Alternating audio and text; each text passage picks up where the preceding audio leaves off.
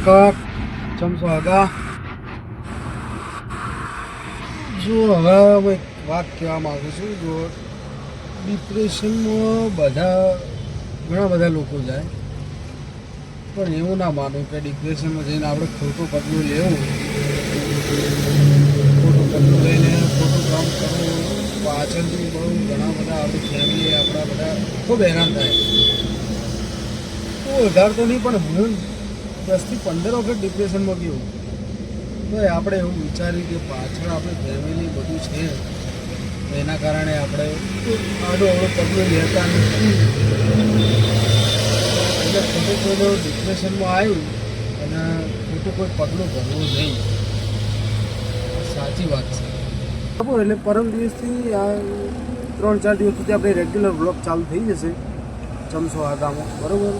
બધા કોમેડી આવશે, જબરજસ્ત મજા આવશે તમને જોવાની. લાઈક, શેર, કોમેન્ટ અને સબસ્ક્રાઈબ કરો, સપોર્ટ કરતા રહેજો. જબરજસ્ત વિડીયો આવશે તમારા માટે.